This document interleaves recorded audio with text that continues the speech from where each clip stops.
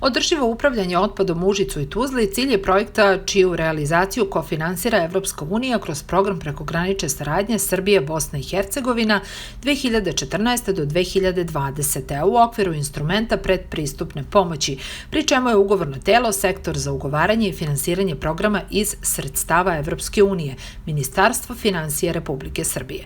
Nosilac projekta je Regionalni centar za upravljanje otpadom Duboko Užice, a partneri su javno-komunalno preduzeće Komunalac i Centar za ekologiju i energiju iz Tuzle.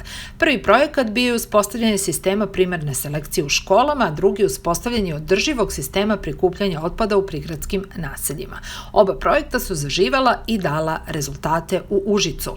U martu se pristupilo i realizaciji trećeg projekta vrednosti oko 570.000 evra, a sredstva su namenjena za nabavku opreme 2 šredera, 2 grajfera i 56 kontejnera raznih dimenzija od 1 do 7 metara kubnih, istakao je Dragoljub Stojanović, zamenik gradonačelnika Užica.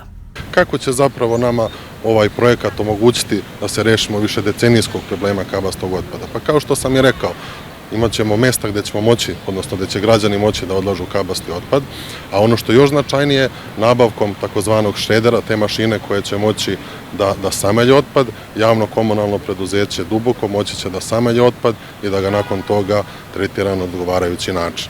Ono što me posebno raduje i što bih posebno napomenuo, to je da je naše javno-komunalno preduzeće Duboko već treći put nosilac projekta prekogranične saradnje Srbija, Bosna i Hercegovina. U toku su sve pripremne radnje, mislim da ćemo u najskorijem periodu dobiti i kontejnere i ove mašine koje su nam neophodne kako bismo da kažem, uspešno rešili problem našeg kabastog otpada. Užičani imaju svest o odvajanju otpada, o čemu svedoči i projekat Subrek, zahvaljujući kome se povećala primarna selekcija otpada u gradu i van grada.